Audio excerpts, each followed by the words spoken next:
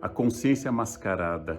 Como andar em um mundo com crise econômica, crise de epidemia e crise política? Como ter clareza no pensamento em meio a tantas exclusões e com todos os nossos referenciais sendo transformados? Sobre as máscaras sociais, sobre as máscaras do preconceito, sobre as máscaras da dor e sobre as máscaras da desigualdade que nos acompanham nesse momento. Nós temos hoje a honra, o privilégio de começar um debate amplo, um debate democrático, um debate plural, com especialistas de diversas áreas. Cada especialista tratará dos muitos dilemas do momento que vivemos e das possibilidades de ter uma visão múltipla e aberta sobre o tema. E assim nós poderemos ter ideias mais claras rumo à construção de um país mais justo, mais igualitário, menos excludente, menos violento, mais capaz de pensar sobre si. A consciência mascarada, Lavartus Pródio, tema dessa série do Café Filosófico. Durante o ano de 2020, para refletir sobre o difícil período da pandemia da Covid-19, o Café Filosófico trouxe diversos especialistas. Os isolamentos e as ansiedades desse período evidenciaram muitas dualidades e ambiguidades em nós e à nossa volta. Somado ao fato da virtualidade ter tomado ainda mais o lugar do olho no olho, e números, views e likes terem ganho mais importância do que argumentos. O programa de hoje traz a reflexão do curador dessa série, o historiador Leandro Carnal. Hoje eu sou um analista do que eu vou falar e eu sou um objeto do que eu vou falar. E eu quero falar com essas duas condições. E quero começar lembrando a vocês que quando eu supus esse módulo para o qual me chamaram para a curadoria, eu imaginei aquela frase do livrinho do jovem Descartes, de um Descartes de 23 anos aproximadamente, soldado em tropa quase voluntário, um Descartes que escreve sobre as suas meditações pessoais e diz que ele avança como um comediante que utiliza uma máscara para que sequer vejam nele o rubor, ou seja, o vermelho do rosto. E ele encerra essa frase falando exatamente, eu avanço mascarado, larvatos pro deo, ou seja, eu avanço de forma mascarada. Há um debate imenso sobre o sentido dessa frase, mas eu a captei e pensei, que época para a gente debater máscaras, já que em público todos nós temos e devemos andar com máscaras de proteção. Mas eu quis pensar também a metáfora das máscaras que a internet nos proporciona.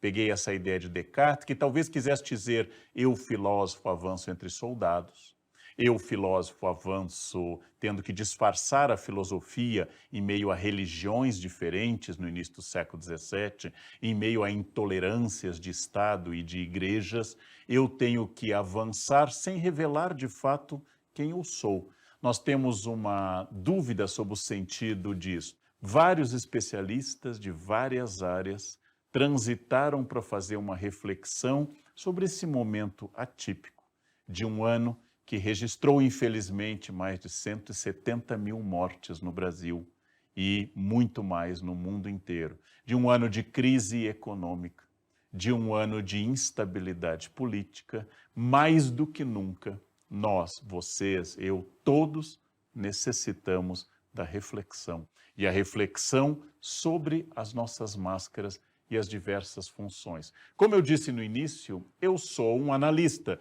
no sentido de que eu estou aqui como professor, como escritor, como um analista que estuda comportamento e cultura e vai oferecer, através de autores muito referenciais, algum ponto para que a gente possa pensar, estranhar, que é um processo importante para o pensamento. Mas, de uma forma pouco usual, talvez, eu também quero me colocar como objeto. E talvez isso seja uma parte inovadora do enfoque que eu vou fazer hoje. Hoje, meu escritório informou que no ano de 2020 foram 290 lives, com a de hoje, 291. Então, quando eu falo de contato através de distância, de mediações e intermediações, contatos através da internet e não no debate olho a olho. Quando eu for falar de máscaras e de coisas do gênero, eu vou falar também da minha experiência ao longo desses 14 anos de Café Filosófico para hoje. Houve muitas mudanças e aumentaram os links e os ganchos que a gente proporciona através de vídeos, através de chamadas, de sons e assim por diante. Bem, nós temos que pensar então por que é que o mundo de hoje está dominado não apenas por causa da pandemia, mas está dominado por essa fascinação das redes, da exposição pública. Há mais de 30 anos nós debatimos na universidade o livro do Castells sobre a sociedade de rede. Depois acompanhamos todo o desenvolvimento a partir de 1997 do pensamento de Zygmunt Bauman, sobre o qual já fiz aqui Café Filosófico. Trabalhamos com a sociedade do espetáculo e suas múltiplas funções, trabalhamos com teorias culturais, fizemos inúmeros registros, mas ainda há muito a debater. Afinal, por que é que as redes sociais tiveram esse aumento exponencial? Por que é que, em particular para os jovens, mas praticamente para todo mundo, viver nas redes é uma parte muito importante da vida? E o que significa isso? Eu fui procurar em um filósofo coreano que mora na Alemanha, eu vou chamá-lo de coreano-alemão, que é o Byung-Chul Han, que deu uma pista. E o Byung-Chul Han falou da libido. Ora, primeiro dado, os jovens estão tendo menos relações sexuais com outras pessoas hoje, 2020, do que há 10 ou há 30 anos. É curioso, porque a gente sempre acha que os jovens têm uma vida sexual mais intensa do que os mais velhos. As estatísticas mundiais demonstram o contrário. Os jovens não estão tendo tantas relações concretas com outras pessoas, mas naturalmente continua existindo o impulso erótico e a libido. E é exatamente o texto do nosso pensador Byung-Chul Han, A Sociedade do Cansaço, eu peguei a edição da editora Vozes, que o Byung-Chul Han fala por que é que nós temos uma libido dirigida para a internet. O ego pós-moderno emprega grande parte da sua energia da libido para si mesmo. O restante da libido é distribuído em contatos sempre crescentes e relações superficiais e passageiras. Em virtude de um fraco elo de ligação, é muito fácil retirar a libido de um objeto e, com isso, direcioná-la rumo à posse de novos objetos.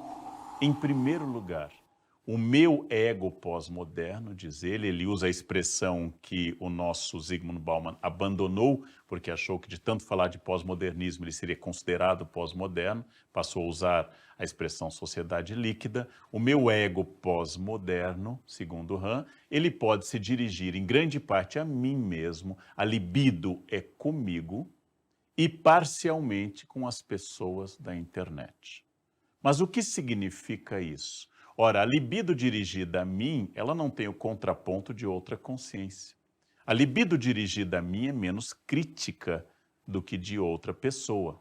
Então, eu nunca avalio criticamente uma relação sexual comigo mesmo, se é que eu posso chamar assim. Para pegar apenas a questão mais prática da libido, mas libido não é apenas a relação sexual. Mas tendo relação comigo principalmente, é lógico que a maioria das pessoas tem a tendência a uma grande generosidade consigo. Quase todos nós somos muito generosos conosco, com o nosso comportamento, muito aptos a nos desculparmos, muito aptos a achar virtude até nos nossos defeitos.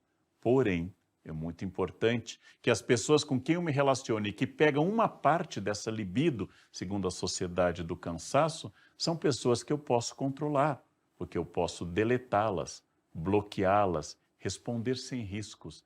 Então, uma parte da libido está com alguém que me ama muito, que sou eu mesmo. A outra parte da libido está com pessoas que talvez não me amem tanto, mas estão sob o meu controle como se fossem marionetes. E eu fosse aquilo, essa palavra é difícil em português, o titereiro, aquele que aciona marionetes. E graças a isso, o meu controle sobre a minha libido, que se espalha por mim ou por egos que são virtuais, por pessoas controladas, faz com que eu precise negociar muito menos do que se minha libido, por exemplo, fosse para pessoas reais e encontros reais. Aqui está uma pista para nós pensarmos, não necessariamente para eu ou você concordarmos. Isso não é um dogma religioso, isso é um debate, isso é uma ideia. Afinal, o que houve para que os jovens tenham hoje menos sexo concreto com outras pessoas e tenham muito mais horas de celular, muito mais horas de redes sociais, de navegação através de comunicações indiretas? No próximo bloco, Não importa mais quem você é, importa apenas quem você atinge.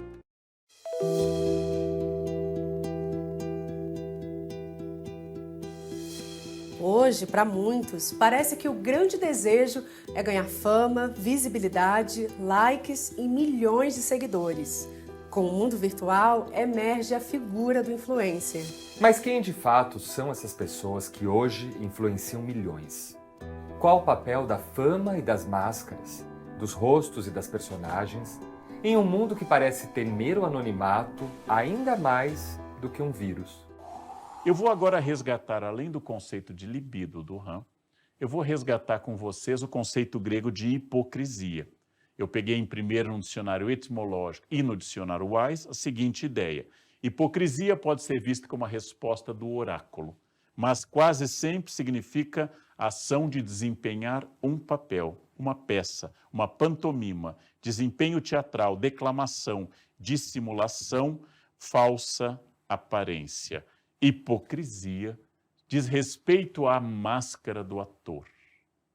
Hipocrisia diz respeito a eu fazer um texto que não necessariamente eu estou sentindo. Então aqui começamos um primeiro problema. Eu falei que eu posso controlar mais as pessoas e dirigir mais a libido de acordo com o meu desejo, para que satisfaçam meu impulso, minha vaidade, meu orgulho, meu narciso e assim por diante. Desde o século XVII e XVIII, que os moralistas dizem que a hipocrisia é a homenagem que a virtude presta ao vício. Por quê? Ao ser hipócrita, ao aparentar uma falsa virtude, ao dizer que eu faço algo que eu não acredito, ao imaginar para os outros e representar para os outros que eu sou, por exemplo, um defensor dos direitos dos animais, ou que eu sou contra toda e qualquer violência, ou de que eu sou um militante disto ou daquilo, eu vou acabar utilizando uma máscara, porque aí marionete começa a controlar o titereiro. Olhem a contradição que eu estou trazendo para o nosso debate. De tanto usar a máscara da hipocrisia que deslocou da minha libido para o espaço público, eu começo a imaginar e a supor que a minha grande questão diz respeito ao meu prestígio nas redes, ao número de seguidores, à quantidade de likes e, em casos mais comuns do que a gente pensa e cada vez mais frequentes, ao dinheiro que eu posso obter das redes através da grande quantidade de seguidores. Sim, porque as redes são, além de uma projeção narcísica, elas são, obviamente, um grande negócio, não que uma coisa exclua o outro. E nisso faz surgir uma figura que causa nariz torcido para muita gente, em que ao invés do intelectual público, aquela figura inaugurada por Zola, no caso em que ele publica o famoso texto J'accuse, se envolvendo no debate na França sobre a inocência ou a culpa do militar de origem judaico-francesa Alfred Dreyfus, que Zola, ao participar do debate público no fim do século XIX, estava inaugurando o intelectual público, coisa que nós teríamos na França com Jean-Paul Sartre, coisa que nós temos nos Estados Unidos com Chomsky, coisa que nós temos no Brasil com Sérgio Buarque de Holanda, com Florestan Fernandes e tantos nomes de intelectuais públicos. Esses intelectuais públicos começam a dar lugar no fim do século XX e principalmente no XXI e notavelmente nos últimos 10 anos a uma figura que não está nas academias necessariamente. é a figura do influencer. O influencer também traduz ideias. O influencer também traz novas ideias, traz novas dicas de consumo, traz posições. Os influencers, alguns se posicionam claramente sobre alguma postura, causam uma tempestade, alguns são cancelados, mas a figura do influencer, que ainda precisa de uma bibliografia maior para ser compreendida, é distinta do intelectual, porque o intelectual, mesmo público dos casos que eu citei, ou intelectual clássico universitário, é alguém mais fechado em um determinado meio. Quando Jean-Paul Sartre queria fazer notar na sociedade francesa, publicava livros, artigos, editava um jornal ou fazia palestras. Sua influência era notada nos temas e nos debates como a independência da Argélia, porém, nada se compara ao que um influencer pode fazer hoje na sociedade francesa, que Jean-Paul Sartre, que faleceu em 1980, não podia. O influencer, muitas vezes, é alguém de origem acadêmica. E nesse caso, eu digo que eu me torno aqui também objeto. Várias pessoas que são professores universitários, que fizeram teses e pós-graduações, que se especializaram em universidades no Brasil e no exterior, têm hoje sites, mas andam lado a lado dos seus perfis públicos com jovens de 15, 20, 25 anos. E nenhum intelectual de primeira linha formado nas melhores universidades, nenhum intelectual de ponta, nesse sentido que eu estou usando, compete com o número de seguidores de influencers mais jovens que dominam mais a moeda do momento, que é a capacidade de comunicação. Então nós temos o influencer sem tradição acadêmica, aliás, os maiores, todos eles têm alguns muita inteligência, mas não têm tradição acadêmica. Temos intelectuais de origem acadêmica, citei aqui, por exemplo, tanto a minha amiga Djamila, que é filósofa de formação e mestra também, como a Lilia Schwartz, que é antropóloga e historiadora, e ambas têm uma participação midiática notável, para o qual elas trazem sua excelente formação. Porém, nós temos uma massa de professores, intelectuais, escritores, que não tem nem 0,1 dessa influência que esses jovens possuem. E é aqui que eu vou começar a pensar, qual é o preço da fama para todo mundo? Várias pessoas, eu disse que eu ia me incluir nesse café, dizem, Leandro, eu adorava você no início do Café Filosófico. Você dizia coisas mais duras, mais sérias, você não era essa figura pop de hoje. Várias pessoas me acusam, inclusive, de hipocrisia. É uma crítica de base cristã, não propriamente filosófica. A base cristã da crítica à hipocrisia é a base do que Jesus falava sobre os fariseus. É a base de todo o pensamento moral cristão. A diferença entre o que eu sou e aquilo que eu falo. A diferença entre a máscara, nosso tema de todo o café, e aquilo que está por detrás da máscara. Jesus falou que os fariseus eram sepulcros caiados de branco, ou seja, continham podridão, mas se apresentavam como perfeição, limpeza e beleza. Sempre existe a crítica consagrada pela peça de Molière ao tartufismo, ou seja, ao religioso falso, de moral ambígua, mas que para ganhar prestígio, dinheiro e poder, cede, então, a uma moral coletiva. É muito curioso porque o sentido de larvatus, ou seja, a máscara, pro-del, ele tem dois sentidos. Eu avanço, eu caminho, eu vou para frente, pro-del, mas é também pro-del, ou seja, para Deus. Porque só Deus sabe quem realmente eu sou. Na tradição cristã, só Deus sabe o que se passa dentro de mim, ou como diz o Salmo, ainda uma palavra não chegou à minha boca. E Deus já sabe que palavra é essa que eu vou dizer. Então, a figura de Deus como critério estabelece a verdade que vai brilhar um dia, mas em uma sociedade que não tem mais a religiosidade como guia, resta a máscara. E é curioso que os tartufos atuais, aqueles muitos líderes religiosos, que ao lado, claro, de pessoas religiosas muito coerentes com as suas crenças, há muitos tartufos no Brasil e no mundo.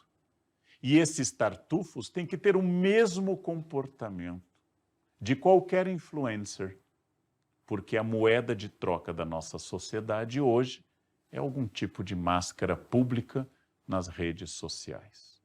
Então, o tartufismo atual, ou seja, a falsa liderança religiosa, não é só o fingimento que Molière tão bem representou na peça que irritou ao arcebispo de Paris, mas o tartufismo atual precisa de redes, de perfis, às vezes até de robôs, precisa de uma influência televisiva, midiática e também nas redes sociais.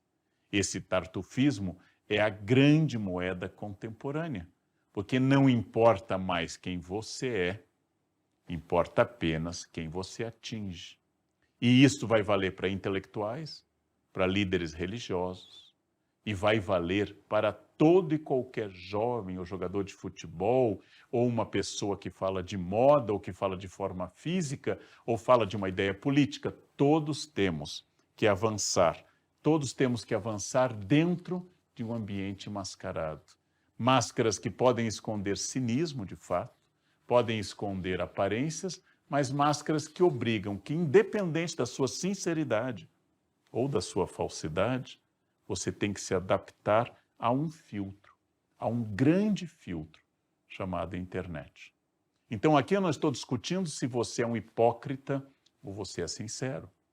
Eu não estou discutindo se você acredita no que fala e no que ouve, no que emite ou no que vê, mas que todos esses processos têm que passar através de um filtro, que é a marca atual. Por isso que eu tenho que avançar mascarado. E aqui não digo apenas no sentido da hipocrisia grega, que eu tratei etimologia, mas eu falo também do filtro da internet. Eu tenho que aprender a gramática da internet, porque hoje este é o grande valor. Essa é a grande marca do nosso tempo. Eu não posso mais me esconder. No próximo bloco, Do que de fato nós temos nesse desafio mascarado? Será que o nosso grande medo não seria o medo do tédio, da monotonia? O medo do esquecimento?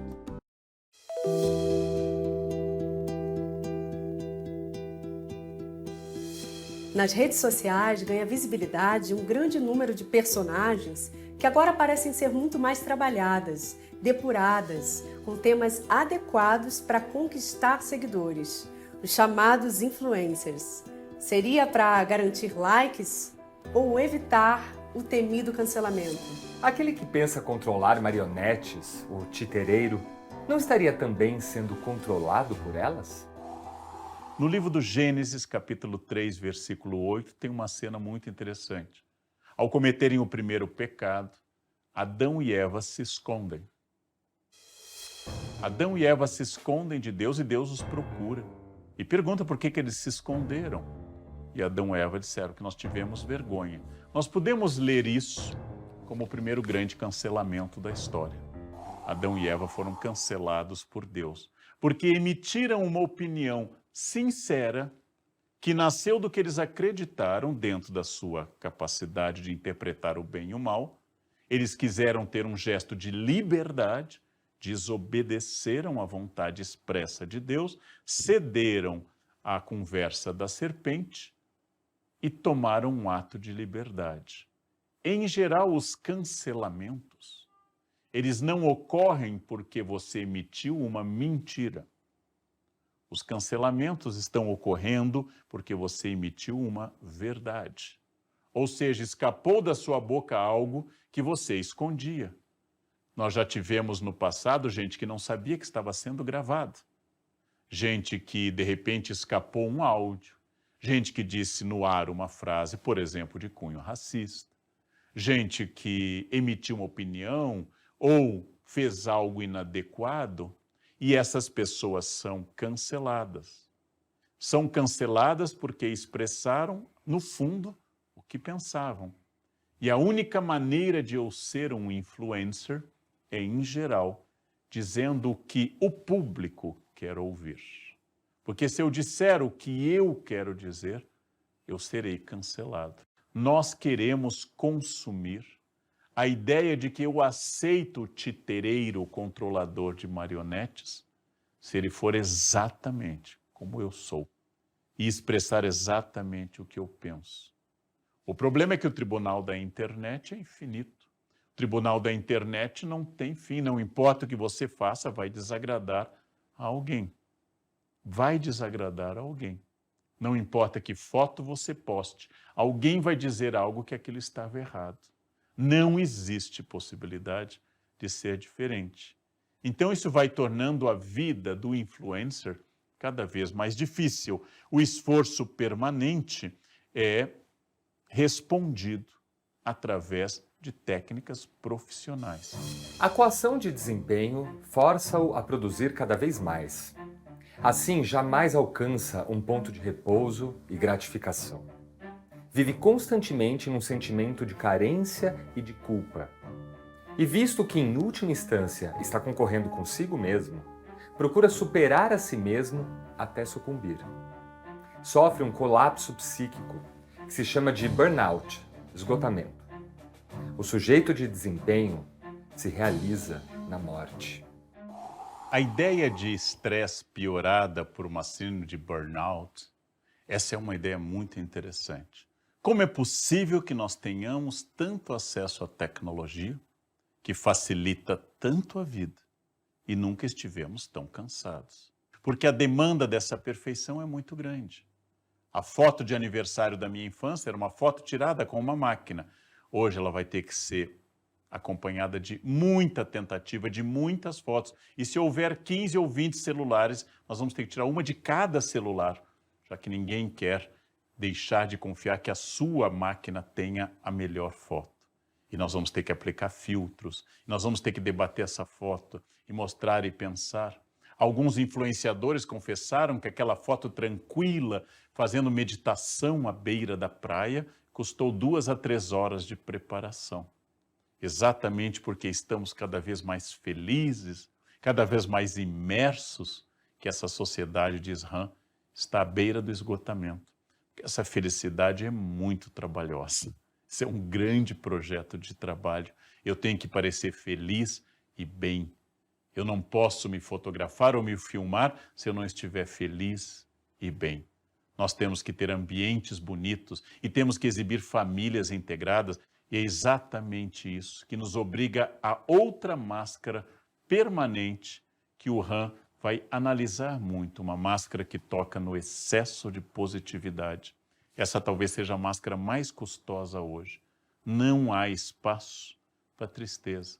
E qualquer tristeza é tratada como uma doença. Sim, existe a doença da depressão, mas eu trato qualquer tristeza, coisa natural na vida, como depressão. Mas essas máscaras que eu identifiquei, a obrigação de agradar o público, a ascensão do influencer, a questão de que eu deixei de ser o hipócrita no sentido grego e passei a ser um hipócrita muito mais sofisticado, essa máscara também agora vai passar pelo excesso de trabalho. E eu vou mudar de foco. Eu vou para um livro que eu gosto muito, da Mary Shelley. A Mary Shelley tinha 18 para 19 anos, quando escreveu um romance muito importante e muito bom de ler, chamado Frankenstein, que ela pôs como subtítulo O Moderno Prometeu. A história, provavelmente, todos conhecem.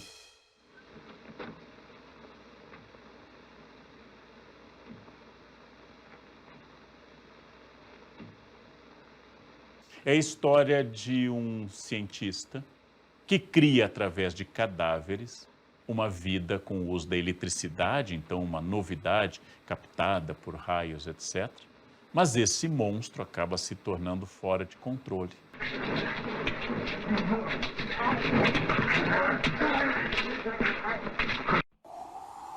Existe hoje uma expressão que é síndrome de Frankenstein, que significa duas coisas. A primeira delas, eu tenho medo que aquilo que eu criei se volte contra mim. Primeiro sentido de síndrome de Frankenstein. Segundo sentido, eu não sou adequado, já que o monstro, que não é Frankenstein, Frankenstein é o nome do Dr. Victor, o monstro é alguém que não está adequado. Ninguém se sente bem perto dessa figura gigantesca e disforme. É muito interessante uma frase, eu reli o Frankenstein para esse café, uma frase que um monstro chamado de monstro, criatura, etc., diz ao seu criador, o Dr. Vitor: você é meu criador, mas eu sou seu senhor. É interessante que isso parece sair direto do diálogo do senhor e do escravo do Hegel. Sim, você me criou, mas você tem medo de mim e esse medo te faz submeter-se a mim, porque o medo é o grande elemento que faz todo mundo se submeter. Bom, o monstro, aquilo que eu criei e que me destrói, é outra forma de máscara. Mas vocês podem estar pensando assim, não, mas a internet não é feita de gente querendo agradar. Existem muitos perfis de pessoas outsiders, críticos de tudo. Inclusive, a internet está cheia de críticos da internet. A internet está povoada de gente que está criticando a internet. Várias vezes isso também foi trazido para mim, que nos meus primeiros vídeos eu falava muito das pessoas que publicavam tudo, que achavam sua vida extraordinária. E hoje, muitas vezes, publicando bem mais hoje, 2020, que eu publicava em 2010, as pessoas viu que contradição? Sim, essa contradição existe. Houve uma mudança.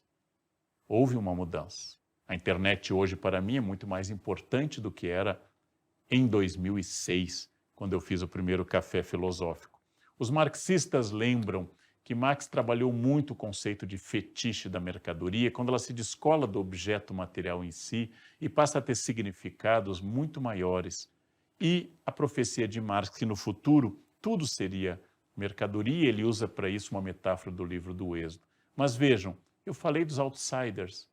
Os outsiders também são mercadoria da internet, são fetiche de mercadoria. Por quê?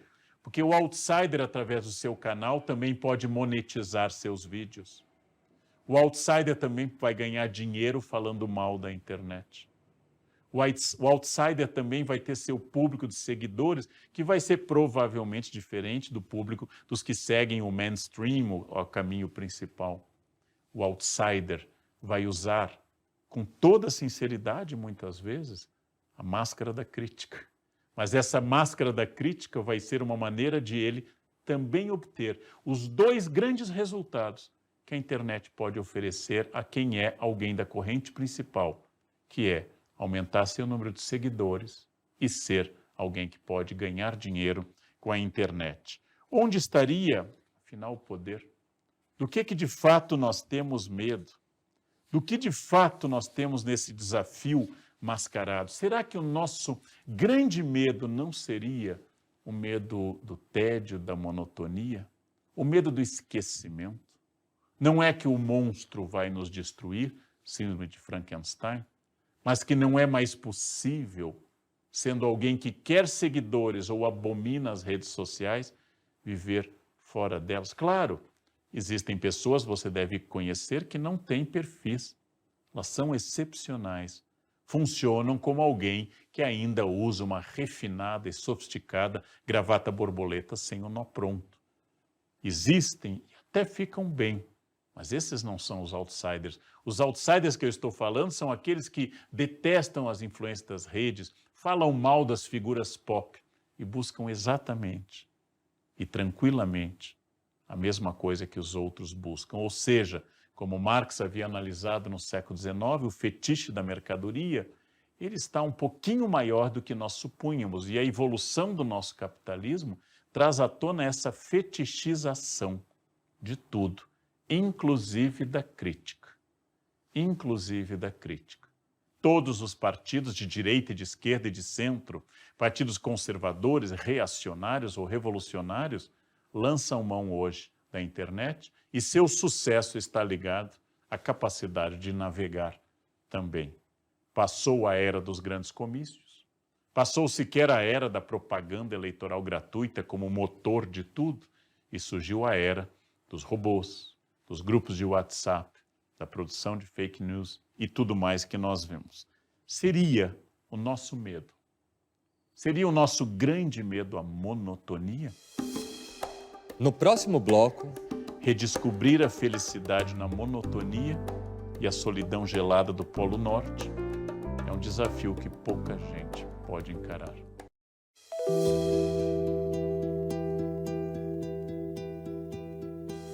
Ficar Ficar o tempo todo conectado nas redes sociais, dar likes e likes, ou postar, postar e postar. É uma enxurrada de posts que convida ambas as partes a continuarem conectadas ao mundo virtual, se desconectando da vida real. Qual é o limite que é possível ou não se dar em nome de se conquistar uma legião de seguidores que anda nos norteando no nosso cotidiano? Em sua essência, a vida é monótona. A felicidade consiste, pois, numa adaptação razoavelmente exata à monotonia da vida. Tornarmos-nos monótonos é tornarmos-nos iguais à vida. É, em suma, viver plenamente. E viver plenamente é ser feliz.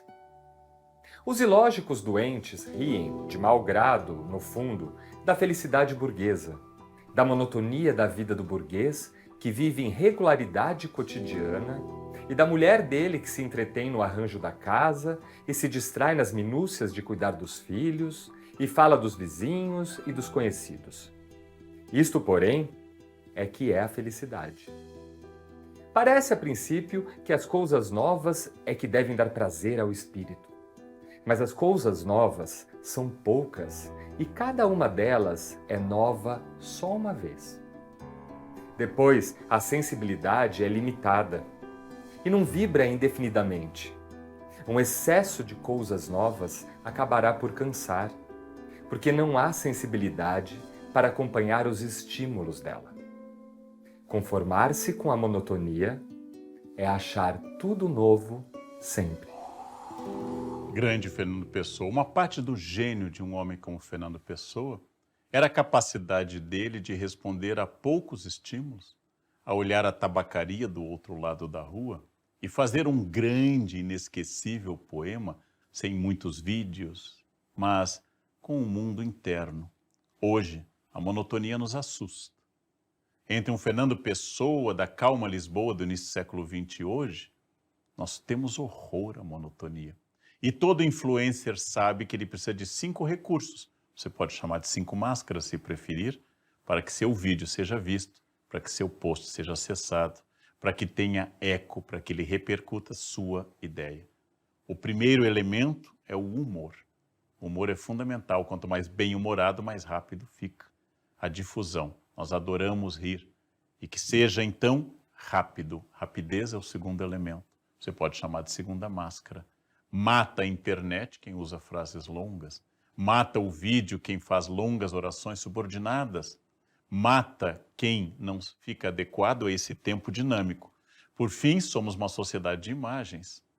As fotos serão vistas mais rapidamente e, por vezes, só as fotos.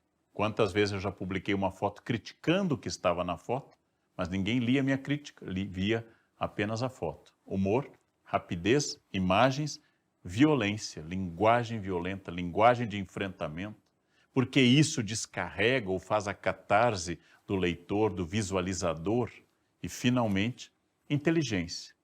A inteligência, o dito irônico, a rapidez da resposta encantam as pessoas. Esses 5 elementos, humor, rapidez, imagens, violência e inteligência, são os recursos mais adequados para você ganhar grande expressão nas redes. E eu vou treinar essa técnica, eu vou treinar porque também existem aceleradores. Quer que muita gente debata o que você está dizendo, toque em temas quentes. O que saiu no jornal hoje, o que apareceu ontem, o assalto do momento, o desastre do dia, a figura do momento. Temas frios, tem menos gente interessada. Sobre temas quentes, muita gente quer debater. Outra questão, apele de forma polarizada. Nada de matrizes intermediárias, nada de meio tom, nada de cinza, ou preto, ou branco. Funciona muito. E, finalmente, também funciona a adulação do usuário. A adulação daquele que vai me dar os likes e os views. Ora, como nós sabemos, é impossível que eu agrade a todos. Mas eu vou, através de um algoritmo, tentar atingir a maioria. Existe aqui o fetiche recíproco do romance da Mary Shelley entre o Dr. Victor Frankenstein e a sua criatura. Os dois não conseguem se afastar, mesmo que um cause danos ao outro. mesmo que o Dr. Vitor tenha sua noiva assassinada. Eles não conseguem se afastar porque ambos estão ligados pela mesma característica. Criador e criatura, sendo difícil dizer no romance, em determinado momento, se foi Dr. Vitor que criou o monstro, ou se foi o monstro que tornou o Dr. Vitor ser quem ele era. É muito curioso que no final da obra, que eu reli com grande prazer esta semana, para quem não leu, eles estão em um navio perto do Polo Norte, Dr. Vitor está morrendo e o monstro é surpreendido na cabine do Dr. Vitor Frankenstein, chorando, pranteando o seu criador, fazendo um discurso profundamente filosófico e muito bonito. Aliás, a criatura, que não tem nome, faz muitos discursos filosóficos. Essa criatura decide ir para o extremo norte gelado, para o Polo Norte, que ainda nem se sabia bem onde era, não tínhamos ainda conquistado o Polo Norte geográfico ou magnético, na época em que Mary Shelley escreveu isso. A criatura vai para o extremo norte sozinha, na noite longa e escura do Polo Norte, abandona o navio através de uma jangada e vai morrer longe. Ora, quando criador e criatura rompem o seu elo, o elo profundo que os unia, ele faz a única coisa que alguém pode fazer de fato para morrer no mundo das máscaras, que é desaparecer da cena social. Às vezes, quando alguém sofre um ataque enorme na internet, às vezes, quando alguém é muito criticado ou está sendo muito apagado das redes, bloqueado, essa pessoa deleta suas redes. Seria um monstro que não vai mais para o Polo Norte, mas entra em outro tipo de era glacial, aquela em que eu apago ou deleto as minhas redes. Essas reações significam que exatamente, como diz no final da obra, ele se perde, o monstro, na escuridão profunda. Redescobrir a felicidade na monotonia e a solidão gelada do Polo Norte é um desafio que pouca gente pode encarar. Redescobrir sentido pessoal, sem likes, sem views. Redescobrir a possibilidade de existir sem fotografar, sem postar a todo instante. Redescobrir algo sem que eu precise de qualquer uma das máscaras da internet é um recurso que pouquíssima gente talvez possa lançar mão. Não sei se eu posso, por exemplo, pelas funções que eu exerço. Ou se eu justifico pelas funções que eu exerço uma espécie de vício, dizendo que é importante que eu o faça, é imperioso que eu o faça. Mas quem estaria disposto, talvez você conheça algumas pessoas que, cansado da internet, se afasta um tempo. Mas é muito complicado, porque quando o monstro se separa do Criador, os dois romperam um vínculo extraordinário. E esse vínculo, ele acabou significando a morte de um, real, morte física do Dr. Vitor, e a morte simbólica da criatura, que vai para a noite do Polo Norte. Há uma frase impressionante no final da obra que eu não lembrava, e é muito bom reler algo que você leu há mais de 30 anos, não? O monstro faz um discurso longo, e ele diz, como é do seu feitio, muita reflexão, ele diz que ele é uma espécie de novo Lúcifer, de um novo demônio.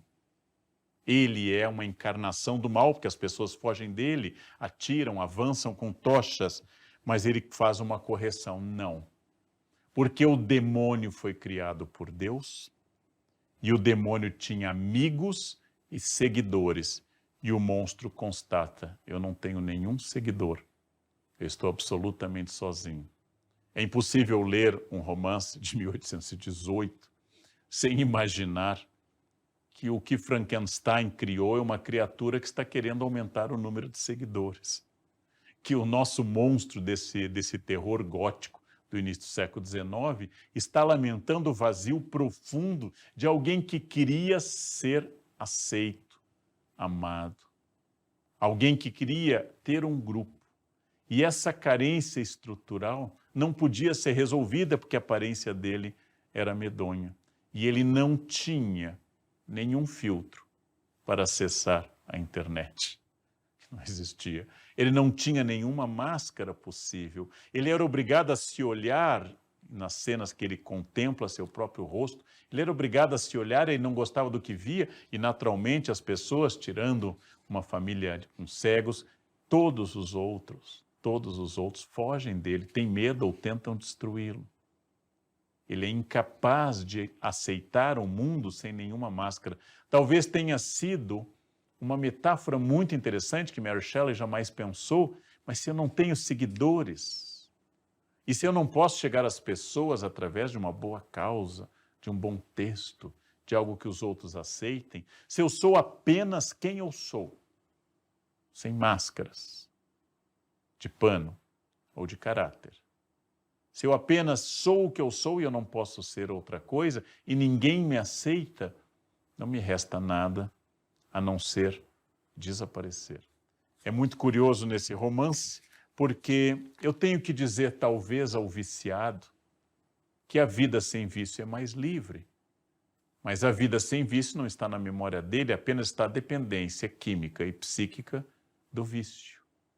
Eu tenho que dizer a alguém que pode superar os picos da droga na qual se viciou por uma existência, como diria Fernando Pessoa, morna, calma, mais tranquila. Eu tenho que dizer a alguém que sequer conheceu outro mundo, principalmente jovens, que sequer conheceram outro mundo, que há outras maneiras de eu dirigir a minha libido, não necessariamente para as redes. Eu tenho que dizer que os encontros reais podem ter uma graça mais dinâmica, ainda que desafiadora, e muitas vezes arranhando o meu narciso. Eu posso dizer que é possível que eu não precise comunicar tudo o que eu sou no exato instante que eu descubro, nem fotografar tudo o que eu percebo no exato momento que eu olho, e nem comunicar a tudo e tentar avaliar se aquilo foi validado por mim. Mas como enfrentar se eu olho o relatório dos sites que eu tenho e os analytics dizem que seu vídeo bombou mais que na semana passada, que seu vídeo foi mais visto que aquele outro vídeo, e imediatamente minha mente estratégica pensa, bom, se explorou esse tema, naturalmente esse é um tema que tem mais apelo ao público, e eu quero me comunicar com esse público. E esse vídeo bombou mais do que aquele outro, e aquele que eu falei daquele livro denso, interessante, teve pouquíssimos likes. Mas aquele que eu falei de um tema do momento, ou de realização pessoal, ou de um tema quente que está sendo debatido, aquele sim foi adiante. E quando eu olho esses analytics, quando eu olho esses relatórios gerados automaticamente pelo sistema, através de algoritmos, eu também estou sendo criado. E passo de Dr. Vitor, a criatura. E eu passo de ser humano, feito de pai e mãe, para ser humano, feito pela eletricidade e pelas máquinas. E eu deixo de ser uma pessoa com idiosincrasias, altos e baixos, opiniões, algumas não tão simpáticas, e passo a ser aquele cadáver costurado, ativado eletricamente, e que não tem o que fazer a não ser procurar o seu Criador em um jogo mutuamente destrutivo, exatamente como um vício. Exatamente como qualquer vício que vai provocar, por estudos que nós já temos, síndromes como a de FOMO, um medo de ficar de fora, ou seja, o medo de que eu não seja convidado se eu não tiver redes, que eu seja condenado ao isolamento, que eu seja condenado a ficar afastado do grupo. Então, elaborando essas ideias e encaminhando para a conclusão, ao pensar nesses últimos 14 anos de Café Filosófico, em quem eu era em 2006, talvez profundamente convicto de que eu fosse Dr. Vitor, ou seja, um médico estudado nas melhores universidades, cientista da natureza, de uma grande família, Dr. Victor Frankenstein, para a criatura que o Dr. Vitor criou. E como um depende do outro, e como um gera máscaras que não podem mais ser retiradas porque já fazem parte da estrutura. Essa reflexão sincera, com alguns pontos perigosos, essa reflexão sobre o mundo que nós estamos vivendo, em que eu tenho que pensar se realmente, nesse mundo atual, qual é o papel que a máscara, protetora no caso da epidemia, hipócrita no caso das redes com frequência, necessária para que eu não me contamine, mas necessária que eu mostre a foto que eu estou com a máscara, e quando eu não estou com a máscara, alguém cobra, você não está com a máscara de pano, porque eu exijo que além da máscara de pano, você se conforme ao que é a virtude. Mas a ditadura da virtude é curiosa, porque Orwell advertiu na Revolução dos Bichos que em nome da virtude, o que eu mais quero é exercer poder. E assim nos vigiamos todos os doutores Victor Frankenstein, todas as criaturas costuradas de partes daqui e dali, todos aptos a apontar em nome da virtude, do bem, de valores inatacáveis, para que eu possa controlar a vida de todo mundo. E controlando a vida de todo mundo, que eu possa ter a mais desejada máscara de todas, que é não observar a minha própria vida. É só isso que o monstro não pode fazer, porque ele não tolera olhar a si próprio. Meu grande desejo é que, enfim, embaixo de todas essas máscaras, ainda exista um rosto para ser restaurado. Ainda exista algum lugar que eu não precise mais fugir de mim mesmo. Existe algum lugar que eu seja, e não apenas larvatus prodel, que realmente eu exista como eu sou.